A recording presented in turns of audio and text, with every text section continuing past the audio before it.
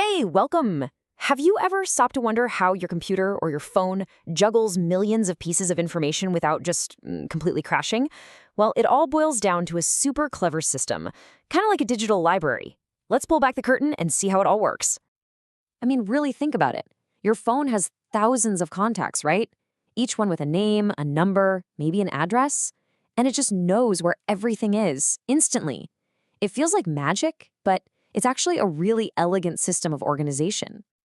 You see, at the most fundamental level, a computer only understands two things, on and off. We represent those states with a 1 and a 0. And that single digit, that's called a bit.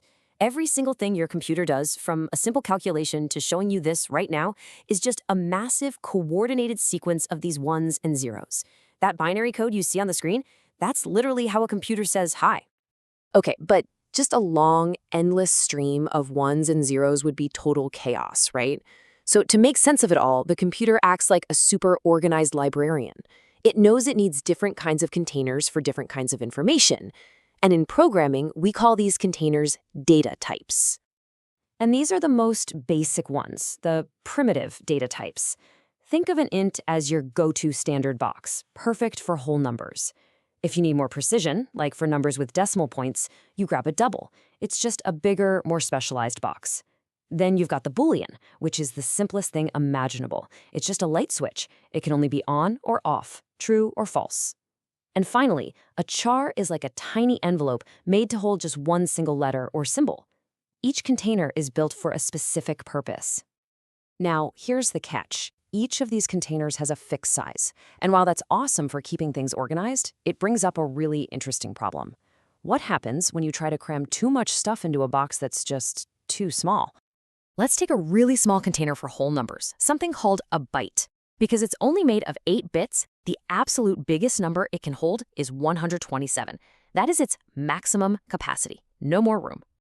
So what do you think happens if we're sitting right at that limit, at 107, and we try to add just one more? The box is completely full. Where could that extra little piece of information possibly go? You get an error called an overflow. It is literally the digital version of pouring way too much water into a glass. The computer just can't handle it, and this can cause some really strange bugs.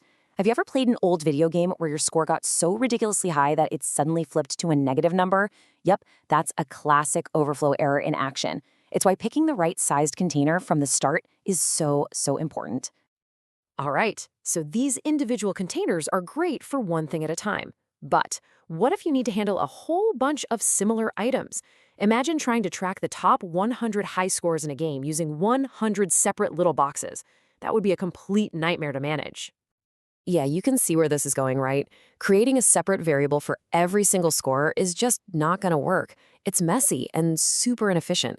We don't just need a single box anymore. We need a whole filing cabinet. And that, my friends, brings us to the perfect solution, the array. The array is our digital filing cabinet. It's this one awesome structure that lets us hold a whole collection of values, with the only rule being they all have to be the same type. So the official textbook definition is a linear arrangement of data of the same type. But honestly, a much better way to think about it is like a shelf with numbered slots, or maybe a row of mailboxes. It's one name for the whole shelf, but every single item on it has its own unique number. And using one is super straightforward. It's really just a 3-step process. First, you build the shelf. You tell the computer you want an array and how many slots you're going to need. Second, you fill the slots. You put your data into each position. And third, whenever you need to get something, you just find it by its number, which we call its index. Easy. Now, here's the one thing, and I mean the one thing, that trips up almost everyone when they're starting out. Computers start counting from 0, not 1, 0. So if you have an array with 5 items, the slots are numbered 0, 1, 2, 3, and 4.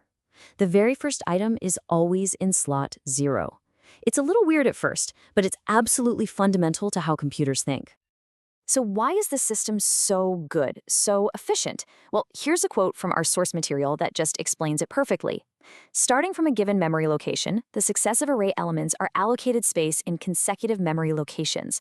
So what does that actually mean in plain English? It just means that all the items in the array are stored right next to each other in the computer's memory. This lets the computer jump from one item to the next incredibly fast. It is peak digital organization.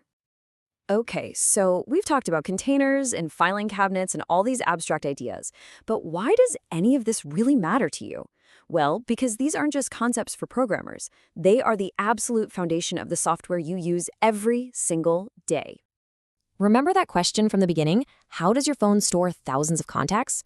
Well, now you know. It uses an array, or something very much like it. That playlist of songs you love? That's an array of music files. The inventory in your favorite video game? An array of items. Spreadsheets, high score lists, it's all the same idea over and over again. And that really is the big takeaway here. Everything, from the simplest little app on your phone to the most massive, complex software in the world, is built on this simple principle: picking the right container for a piece of data, and then organizing those containers into neat, efficient structures like arrays. So we've seen how these incredibly simple building blocks form the backbone of pretty much all modern software. They're like the alphabet and the basic grammar of a new language. So the only question left is, now that you know the basics, what could you build? What stories could you tell?